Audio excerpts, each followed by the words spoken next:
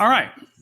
It is 6:30. Let's just go ahead and get going, and people can join as they want. And like Dustin said last time, some of you guys who are online with us, you might see yourself in these clips.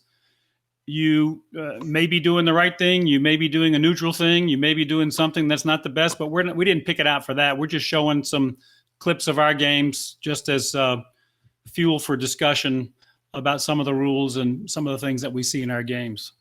And I will go ahead and start the first clip.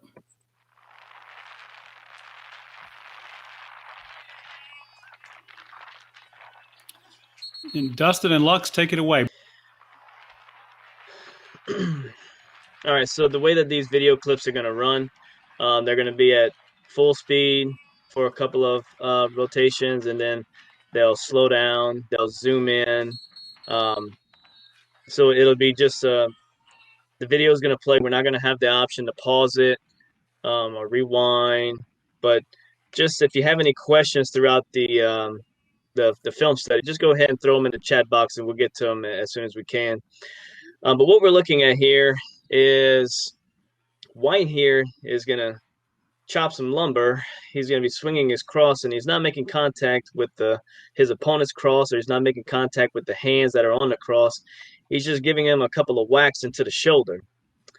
And then the official is going to throw the flag because it's with possession. So we have flag down, slow whistle. We're waiting for goodies to happen. And you'll see here that this official doesn't have a second flag, but he does have his hat. He's going to toss his hat in there, and he does a good job of enforcing goodies for any subsequent foul. So the S in goodies stands for a second defensive foul or a subsequent foul. You're going to see here he has the push from behind, which he throws his hat for his second foul. And he blows the whistle. Throws his hat and blows the whistle just as he should. So we can discuss here. One, I don't think there's really much discussion to be had about the slash. We can clearly see that he's making an attempt to just smack him on the shoulder with his cross. But here, okay, go ahead. Let's talk about this, Lux. What we got here?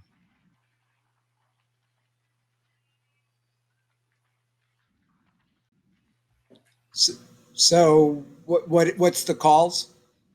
We have a slash right there. Right, the slash, and then followed on with the push. Because the flag is down, it is also a time-serving penalty with the push, and he had possession too. So even if the ball would have been loose, it would have been the second penalty with the flag down, time-serving. So I suspect, Rob, you gave him a minute for the slash on the shoulder, and then another 30 seconds for the push. Yeah, it's a good call here. Gets a little tangled up. Nonetheless, it is from behind. So there are two fouls on the same player. It should be reported to the table as your C note. We have there are two fouls on the same player. White 10, or is it 18? White 1-8 slashing, 1 minute, followed by White 1-8 push, 30-second technical. Both of these fouls are releasable fouls. So on the next restart, if we call this blue, we don't say purple, but if blue scores during the man up situation, both of white fouls are going to be released. So, Dustin, the only thing I want to point out here, too, that it doesn't happen here, but let's say on that loose ball, right, that just happened, he gets the slash while he's trying to pick up the ball, and then he has a subsequent push. Both penalties are enforced because Rob threw the flag on the slash, so we have a flag down. The second penalty, subsequent penalty in goodies, stops the play. But because we have a flag down on that same team, they're going to serve the 30 seconds for the push. That's easily forgotten. Right. Frank is asking, and I think Frank is right, there are actually two strikes to the guy's shoulder. Yeah. And would you call two, or just combine those together as one? Probably just combine them as one, because Rob might have even said something like get some stick or something, but I don't know for sure. Right. You don't want to be so nitpicky, but Yeah, I'm good with. mostly you would call that one. Now you get two violent slashes. The guy's hacking at him. He's laying on the ground and he's swinging wildly. Yeah, it's probably a good idea to give him, at least 2 minutes in penalties, either one for, really a bad one for two, or 2 1 minuters. It really doesn't matter. Yeah, I would be inclined to give the guy the benefit of the doubt. The first time he gave him a little hello, I'm here, and then the second time is just he's not even making an attempt to check where he's supposed to check. So you can see he doesn't pull the trigger until he whacks him on the second time. So yeah, Yes. definitely just one. And then Casey says, well, if we had that initial slash and then the play goes another 10, 15 yards and he hits him again, we'd have a second slash. And I would say, yes, that now you have enough separation in the play that he keeps hacking at him well after the flag is down, been called. Then that's time probably for a second slash. Yeah, I would agree on that. So you can see here, both fouls happen while the ball is outside of the attack area. So you can see here the play was stopped just at the corner of the attack area. So when we come in to restart this play, we're going to restart where the play was stopped, okay, because it happened outside of the attack area. So the single side is going to be relaying the penalty to the field. The trail official is going to be reporting the penalty to the table area. And then at this point right here, the single side and the lead should be getting the ball set up. In this case here, the single side official is going to be taking the restart. So once the trail official finishes reporting the penalty, turns around, gives the ready signal, single side is going to announce to the goalie where the ball is, and you can go ahead and tell him how many minutes he's going to be man down for. Give a look to see, make sure that all your officials are ready to go, blow the whistle and go. And this has been a typical weak area for all officials in our association, is the big signals. So that you're ready to go, let's get those arms out. Everybody should have their arm out pointing towards the goal that they're attacking to, that they're ready to go. And here the official, the single side, would just double check that everybody's arms out, ready to go, and we get a start. Okay. We had enough of this one? There's a staunch difference in high school federation and NCAA rules with anything, and you don't mind relaying that, I would appreciate.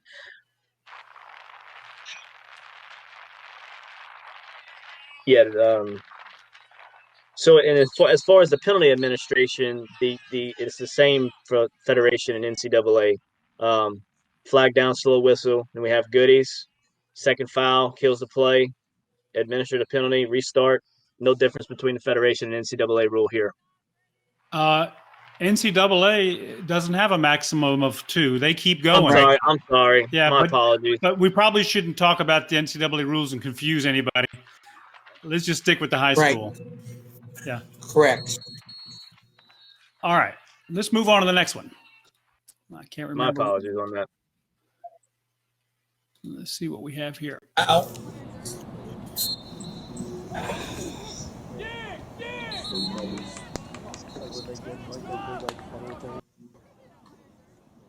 A hold was called. Face off.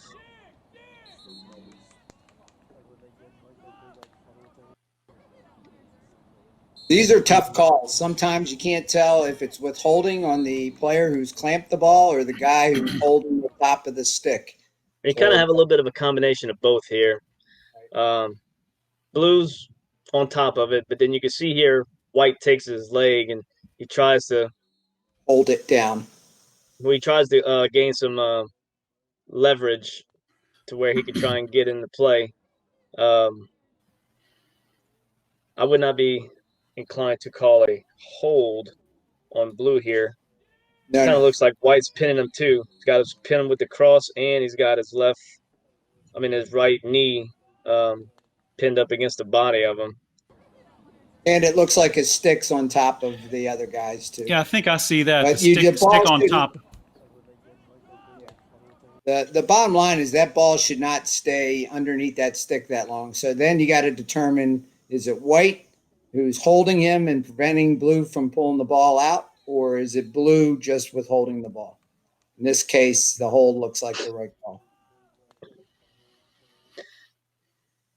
So we have a hold that's called here, indicating that we were going blue. The wing official is now going to become the lead. The single side needs to go down and get into his position. The lead left, who is now going to be the trail official, needs to come up and do the restart on this particular play. Another thing that we need to make sure of is that blue restarts in the offensive half of the field. We don't want to have blue restarting in the defensive half of the field on these face-off violations. Not all face-off violations, Dustin, but when it's right there at the circle. When the ball rolls out and we have a push or a hold away from that circle, the ball starts at that location and the guys are locked in the restraining area. They're not released yet until right in the initial face-off area. Yes.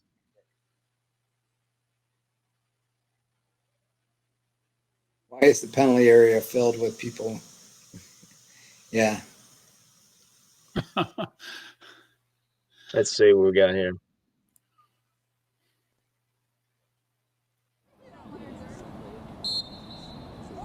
So we got. Looks like they're behind that penalty Behind the area. line, probably. Yeah. Yeah. You can't really see it well. But his point is valid. You don't have a lot of people in the box. You want anybody who's serving a penalty taking a knee in front of the table so we know where to find them when we do offside counts. But what they'll always try to do is have some guys in the box early so they can do the quick substitution, so that the guy who's running right on this needs to, before he comes out on that field, make sure that box is clear before the faceoff. All right. You ready to move on? Yep.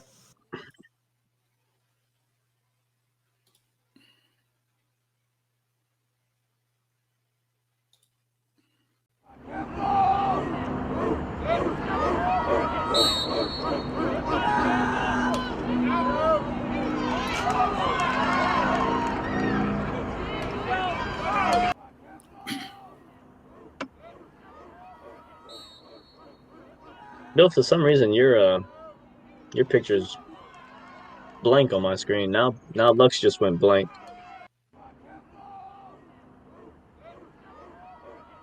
I'm still here.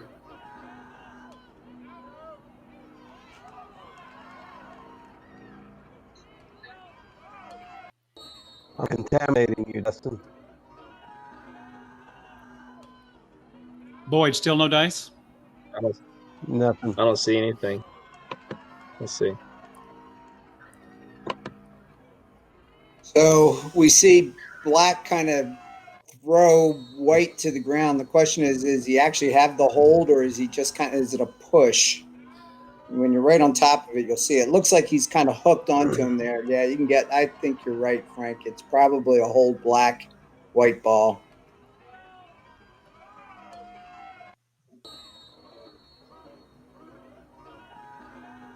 Yep, I agree with you. He's hooked the stick right in there. His hand's under, his stick's under, so you get the hold. Good call. Frank's got the right call. So same thing. Black gets the ball, so you can call the play on when you see the hold. It's probably actually the best thing. I'm pretty quick on my play on calls, though, especially something out around midfield where everybody's still around. So you got the play on, loose ball hold. Black picks the ball up immediately, so you may be able to not even have the whistle. But more than likely, now black gets hit and loses the ball, and everybody's upset because that other guy got thrown in the ground. So I tend to be pretty darn quick on the play-ons and not let them run very long. So this is holding is something that puzzles me especially when I read the rule book, and I have the rule book pulled up, and let me read what it says. It says Holding is permitted under the following conditions, and there's several of them. Number one, an opponent with possession of the ball or within 5 yards of a loose ball may be held from the front or the side. It doesn't say with what, with a gloved hand on the stick or the stick. It doesn't really say. An opponent in possession of the ball may be played with a hold check from the rear. That's the whole cross-check hold from the back. That's not the case here. A player may hold the cross of an opponent with his cross when that opponent has possession of the ball. And a player within 5 yards of a loose ball may also hold the cross of his opponent with his own cross. What that all relates to, Bill, is let's talk about the hold on the cross. You putting your cross on another guy's cross, trying to get the ball or hold the ball, or holding their stick down as they're trying to scoop, that's legal. Right. What you see here is he's hooked up under the player's arm. That's not legal. If that, let's say that white guy had the ball and you're playing normal defense, put him in a nice V check where the player can maneuver. That's legal. When you now hook him around the up under an arm or something so he can't move, you prevent any kind of movement. That's now pushing towards the illegal, depending on exactly what the situation is. But you're right, the definition in there doesn't paint a very clear picture of what's a hold and what's not a hold. But it's like pornography. You know it when you see it. Okay. Well, I have another one for us to digest here. Oh, have we had enough of this one? Yep. All right, I have something sort of similar that I found.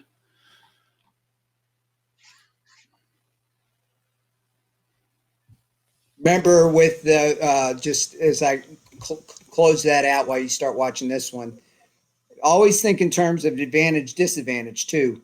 And with that situation we just saw, he's getting an unfair advantage by also hooking it. When you have a normal defensive play, that's a equal measure, right? Normal defense, put him in that V check. That's okay. That's not getting an unfair advantage.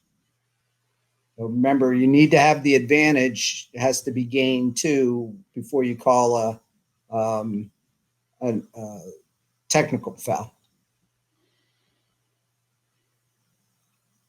Preferably.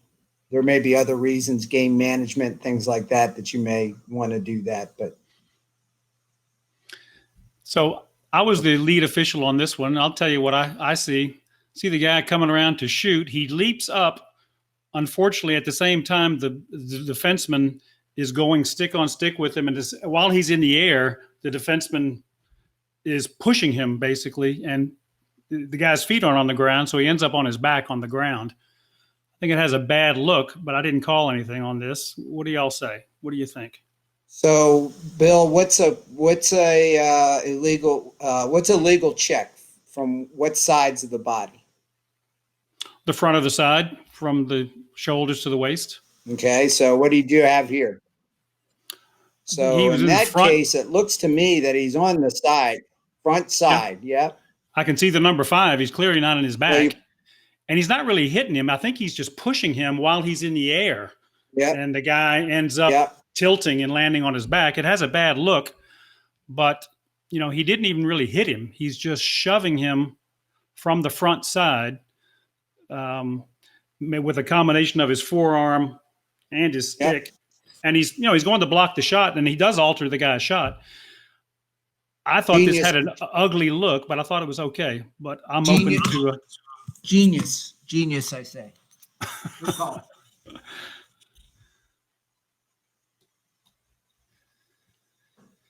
So, would anybody go with holding on this?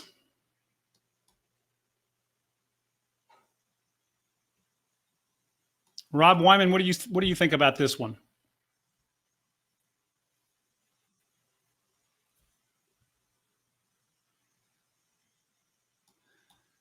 Well, we've lost Dustin. Okay.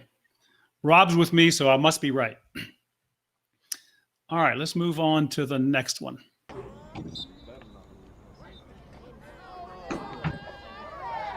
You can see here the wing players at the top of the screen. Check them out.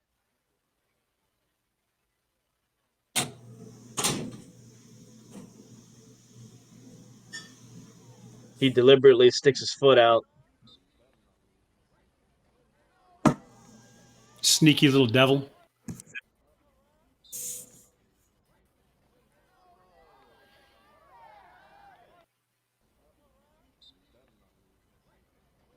Well, let's talk about philosophy here. So there's a couple of things we can go with here.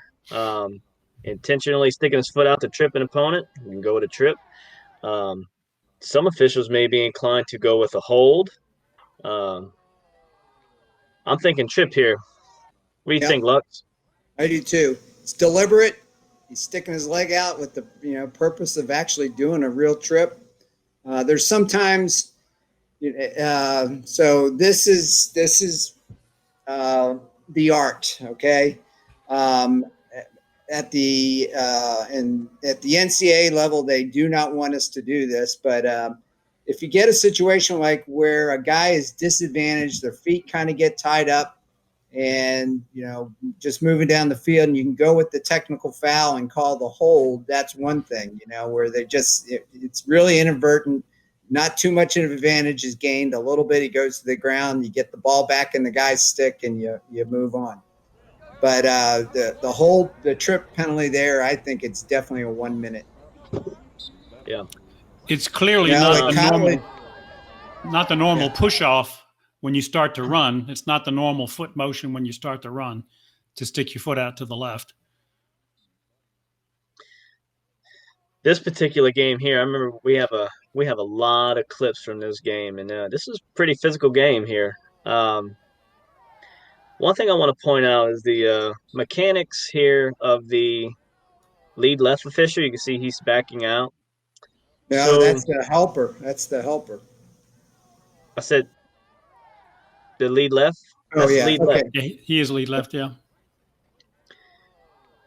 When we take our initial position, we have that. Some fields have that circle there that's used for soccer purposes. I don't really know what the circle's there for. However, um, when the lead left official backs out, we shouldn't back out no further than the circle for our initial position. And when we set up to officiate the faceoff, we want to open up our body to be able to look at that wing. We want to be able to look at the wings, and we want to be able to look at the open portion of the faceoff play. So it would be the faceoff play on the opposite of the midline. So if the lead left faceoff official has his body opened up to where he could see both of these particular actions here, he'd have a better view of it. So you can see Now, when the face when Dustin, the two guys doing the face-off are not going to see the wings. They're the wing. You're opening up so you don't get hit. Your focus needs to be on the two face-off guys. If you're saying you think the helper should be watching the wings, I disagree. no, give it a look. He can give it a look. So your guy who's on the restraining line, he has the responsibility for watching the wings. The other two guys have the face-off guys. So what I don't want people thinking is they need to be looking when you're the helper. Your job's not to be watching all the other things. You're watching that circle because like there, the guy conducting the face-off is moving away. The helper should be stationary watching for any kind of movement. His focus really needs to be on the initial face-off scrum. Once that ball's out, of course, then they can be looking at a wider area. Yeah, our wing officials has to look at both sides. On the other side of the field, we don't know what those two players are doing. But what we do know is that these two players right here are side by side, so he would want to be focused on that initially. And a good technique is if like Dustin said, we don't know what's happening on the other side, but it's usually good to look at really watch the two dudes that are right next to each other. They're the ones most likely going to do any kind of tomfoolery coming towards the ball, hold, trip like that. Typically, it's a hold. You want to hold each other as they're running in. Frank makes a good point. You could go with interference here. He's kind of interfering with that guy. If you didn't want to go a whole minute, if it had been a real clean game and you didn't want to, that doesn't look particularly like a safety issue, but he did bring him down. All right. Yeah, that's a hard one to catch. I mean, I think it is that one official who's off the screen on the left. He's the one that needs to catch that on the whistle. But that's a quick one and hard one to catch. Yeah, that's one of those things that you hear something, you turn and you see two guys on the ground. You didn't see the guy stick his leg out unless you're watching them when the whistle blows. Yeah, and then Question here, does Rob White brings kick up through that the he opponent's cross? looks like he did. Yeah, it's a good pickup, Rob. Well, it's hard to see, but I think he does. I think he kicks right through the cross. So we'd have multiple violations on Team White here. Blue ball. It's a good pickup.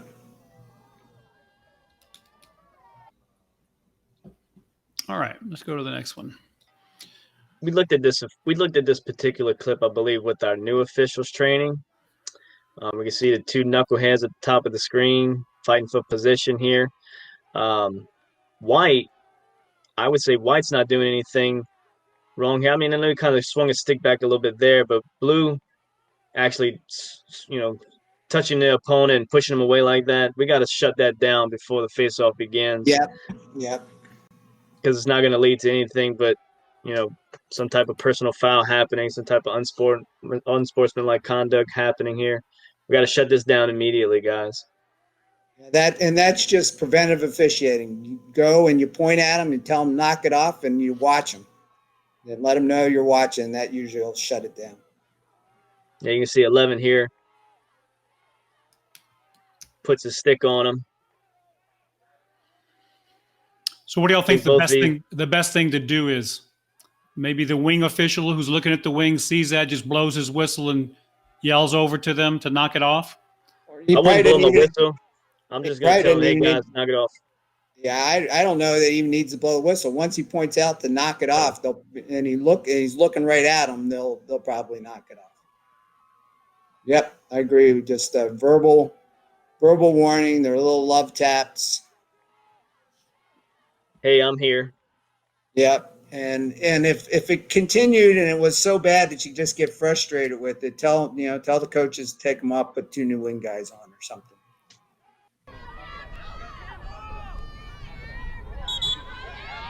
There's a withhold. Yep. I don't see White pinning him.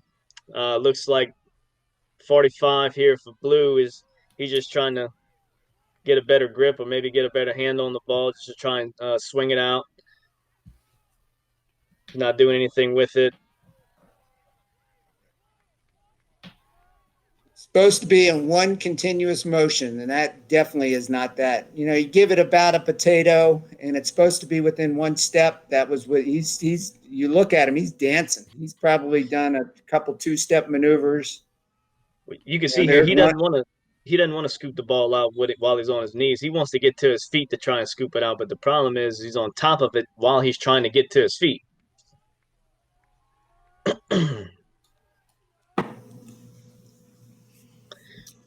So, some of the clips that we have, the far side of the field is the top of our screen. Sometimes the near side, the team sides are to the top of the screen.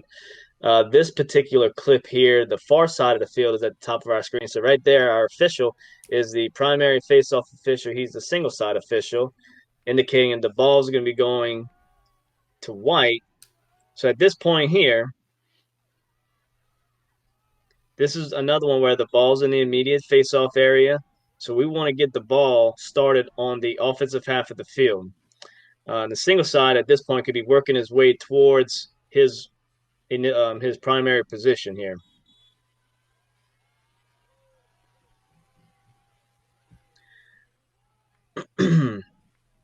If you are the wing official, now becoming the trail official, you need to come up, get to the midline at least, and take this restart. The single side needs to go down and get to 3 to 5 yards above GLE here. And nobody should be released yet from the boxes till after the next whistle. Rob points out is there's going to be a quick restart. It will be if the team's ready, and if they, everybody runs off the field to exchange. Start your 5-second count for delay a game. It's like 14's turning around to go get it. Yeah. Yeah, they need time to realize what's happened, what the call is. So, you can be patient and until it's clear that nobody's coming to pick up the ball.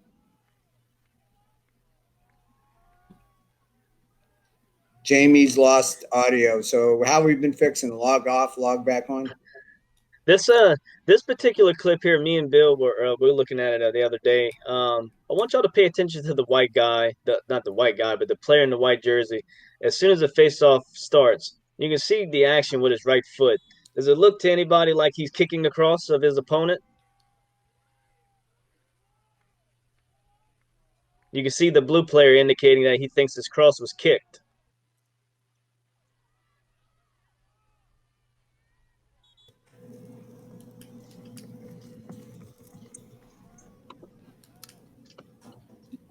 Yeah, Frank, I think Frank's right. He got real close to stepping on that butt, but I don't think, he touched it, but he didn't jostle it or, Yeah. I don't think it's a pound if you just touch the guy's stick with your foot. I think we all agreed that we wouldn't have an illegal procedure for kicking the cross here. This is what we're looking at.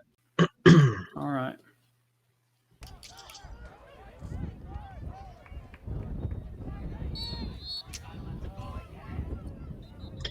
Goalie had possession of the ball in his offensive half of the field. We had a change of possession, and to what I believe was an offsides call that was made. Goalie drops the ball and takes off running. Blue player picks it up, and the referee blows the whistle to start play. What should we have done in this situation? Well, that's me winding the clock rapidly, and I was jumpy. Was probably on amphetamines, and Lux was over there. Lux had his hand up, and he was doing the 5-second goalie count. And in the interest of a quick restart, I neglected to realize that it was the goalie up there and gave him the quick restart. But we need to give that goalie 5 seconds to get back. Tim, you're right. Yeah. Now, in my defense, I did put a stopwatch on it, and the time with the whistle is 6 seconds. Again, don't be that good. Right. So, at this point right here, what team did we put at a, not say a disadvantage, but what team did we disadvantage in this particular situation? Offensive team. By stopping the play. Blue player picks up the ball, and he's going with it. We stopped play. We gave that goalie even more time to get back into the crease. Even though we messed up, I'm not going to say per se messed up, but since we didn't have the 5-second hand count for the goalie, do we want to stop this? Well, the goalie was probably just at the midline when I blew the whistle, so they don't have a goalie in case. So I would say that we disadvantaged the white team. Yeah. Especially with this rule that nobody can get in the goal. Yeah, and what you don't want to do is take a chance that all of a sudden he loses the ball and the goalie's not there yet, and something happens. We have potentially caused a goal because we right. So are we bringing the ball all the way back to where the play should have restarted? I think that's what we did. Yeah. Mm-hmm. Yep. Okay. But the cardinal sin I did was I blew through a stop sign because if you look, Lux has his hand up. Yep. He has his hand up and he's doing the dadgum swing. I should have been doing the swings.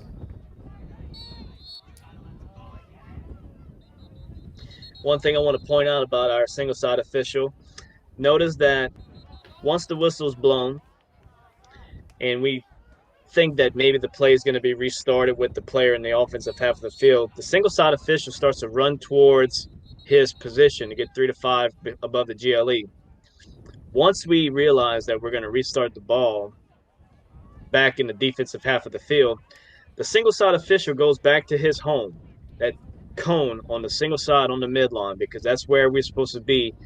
We have primary responsibility for all sides. So when the ball is restarted in the defensive half of the field, that's where we want to be, at the midline. Rob Wyman taught me that. Sprint to the cone. All right, ready to move on? Yeah. We're moving along pretty fast, guys. We just have like 5 more. Okay. This will be done maybe in an hour. LOLA. Blue has possession of the ball, makes an errant pass. Blue causes the ball to go over the midline. Classic bird passing, right? Joseph. So, typically, a rule of thumb in this particular situation, if the offense causes the ball to go over the midline, well, if the offense causes the ball to go over the midline, and we have separate colors, and the ball passes by them, it's almost an immediate whistle when you have this particular play on because nothing good can happen from this little scrum here. However, if you notice, the ball just scoots right past between them. The white player turns around and he has potential to scoop and go. Okay? So if he makes that scoop and he gets possession of that ball, we've got to let that go. Okay? So in most cases, we would be inclined to blow the whistle right there whenever the ball gets between those two colors. Okay? He gets that one chance, he doesn't make that scoop, shut it down right there. We want to make sure that we give white a free clear, a free advantage, a free restart. I'm sorry. And we're bringing the ball back up towards that center line. Yeah. You know, I think this is a situation where if you saw the two opposite players next to each other, you say, well, this is not good. I'm going to blow it when it hits the line. And right as you're blowing it, the guy scoops and makes a good scoop. You're going to wish you didn't blow it because you're stopping him and he's got a few steps on the purple guy. So I don't know. But so let me add a comment to that, especially now that we have the quick restart.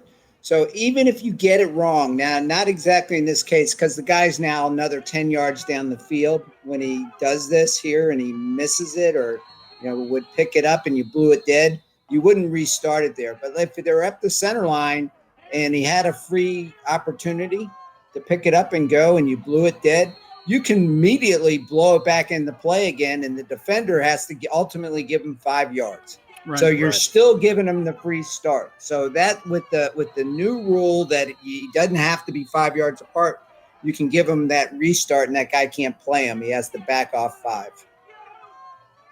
So if you really screw it up, you can blow it right back into play again. But in this case, when the guy's kind of 10 yards down the field, I'd have a problem immediately blowing back in play. I'd have to bring him back.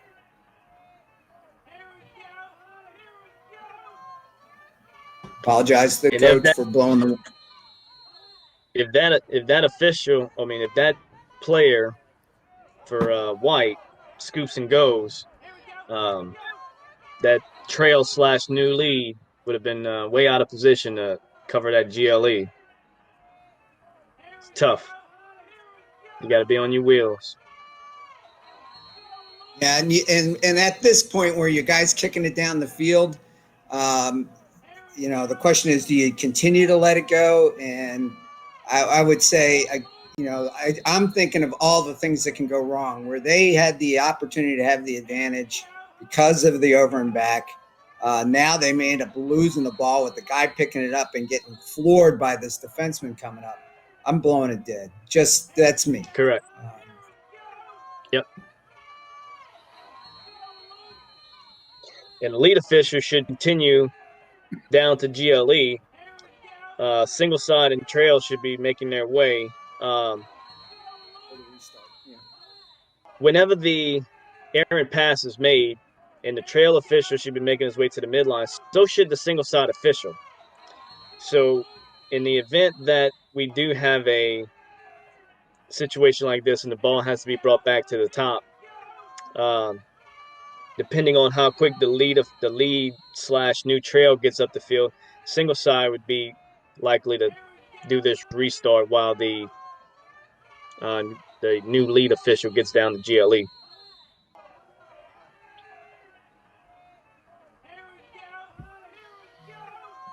All right, let's move to the next one. This one's fairly straightforward. Yep, and pretty good position close to the line to make the call, and then he takes off down the field. Now, did you blow the whistle, Bill, or are you waiting for somebody behind you to blow the I don't whistle? think so. I think I was going to the goal. And then somebody behind him will pick up the restart. The one thing I know I did not do right on this is when I blew the whistle, I did not go up with my hand. I just went right to the over and back signal. Yeah. So I would get docked by an observer on that. Well, if you know, again, you had the two players right together. The play on is not necessarily required. It's Well, I mean, when I blow the whistle, I stop the play. Tweet with my hand up. Isn't that the mechanic whenever you blow the whistle to stop play, throw your hand up and blow it?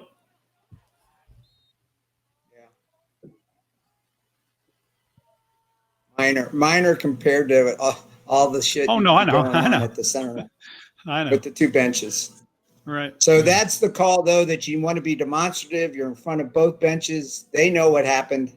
You just need to sell it and move on. And he does a nice job. He heads downfield. He's got the goal. Here's the oops. Stopped it. Hopefully somebody restarted right behind.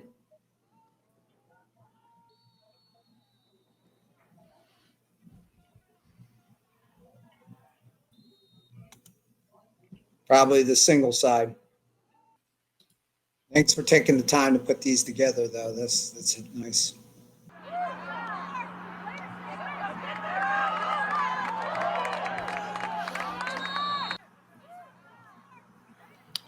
Boyd, can you finally see? Yeah. Clearing my browser, and that didn't work. So. Huh. Hey, Richard up in Shreveport, can you see video yet? Because Boyd has the same problem, and I don't know what that issue is. That's Boyd, and we got Boyd in the picture this time. That's his call. I think that's Boyd.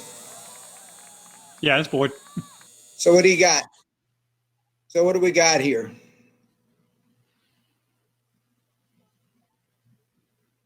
I think this is a. I'm going with a play on loose ball push, and now they're all crowded. I'm just having a blown whistle, pick up the ball. White ball. It's almost on the side, but he kind of hits him from behind. I'm just moving on. If you notice, the official that's right there doesn't make that call, and it's probably one of those things where when the play's coming at you with a push, you can't see that action, and the guy falls, and you don't know why he fell for sure.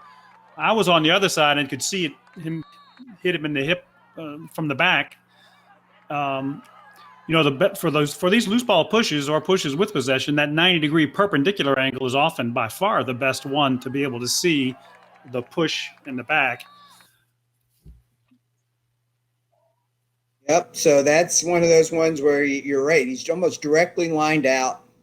And the other one to think about, guys, again, a technique and just being a good group, a good team of officials out there is when anytime the ball's near a line, we got to realize that near official is looking at stick, ball, line. He's going to miss these kind of hits on who pushed who. That's where either the far side official needs to come across the field to provide some help, or the lead trail, whatever the opposite guy needs to provide some help. He needs to be looking high and for the pushes.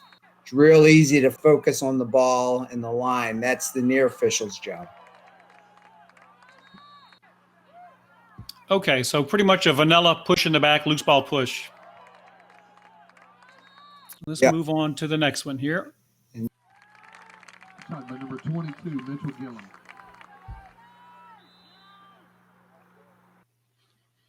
So this is an out of bounds restart on the sideline.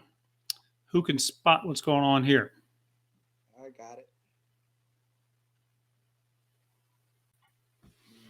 Anybody? Yeah. There you go, Jay. Yep. Yep. Which is what call? What's the call though? Is it anything with 5 yards, or what's the call made? What should happen here? Flag down. Yep. Flag down, slow whistle, wait for goodies. No, not.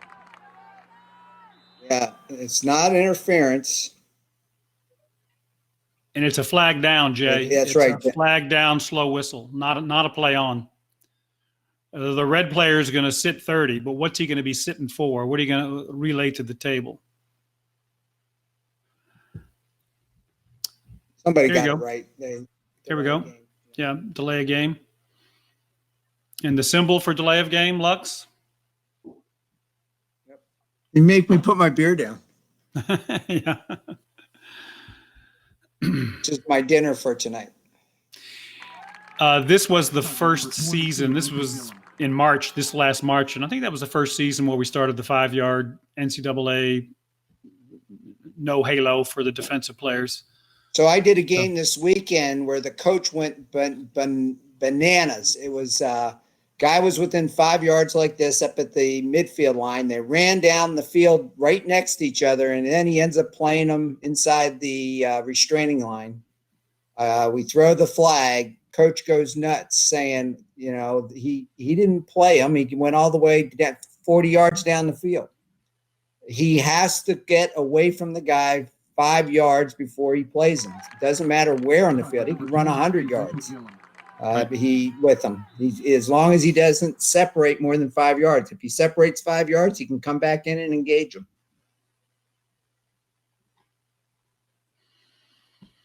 All right. We are running out of clips here. That was 34. Let's see. 1 hour is probably a pretty good amount of time.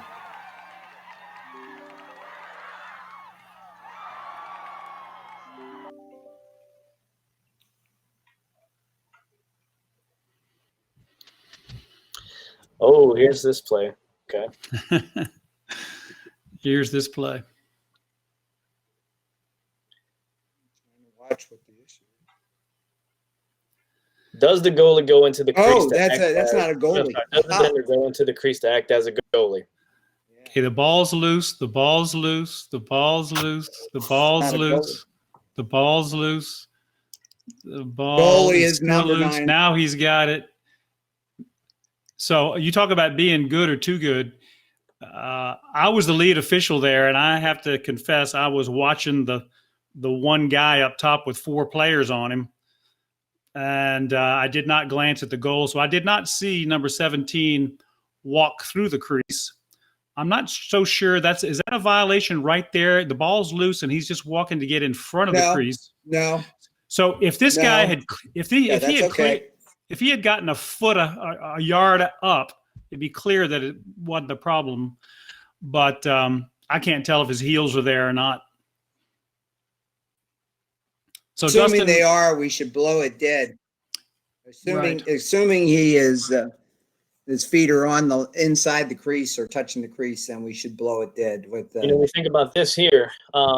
We do allow defenders to walk through the crease if they're trying to get from point A to point B as far as positioning on the field. But it doesn't look like this player here is trying to cut through the crease to get in position. It looks like he squared up right there to act as a goalie. Yeah.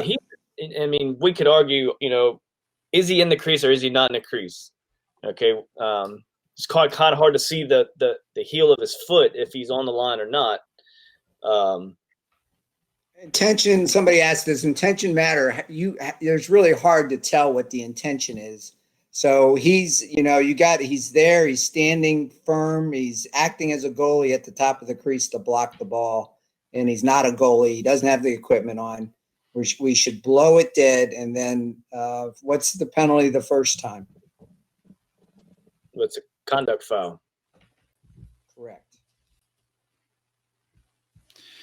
it looks to me like that player knows the rule, just didn't get quite far, didn't make it, he's not standing in the cage, which if I want to stop a shot, that's probably where I'm going to get. Yeah. That's where I used to get a long time ago before they had that rule. And you were told to get there. We could argue that he got into the crease and he realized, oh, wait, I'm not supposed to be in the crease. And then he just kind of steps up, maybe not realizing if you would have gotten. Hey, Bill, I can't see the video, but is that the Brother Martin Catholic High game? Yeah. Yeah, it's Okay. Brother Yeah. Martin. Yeah. Yeah, I remember seeing it. I think he's out of the crease. I don't think he was in it.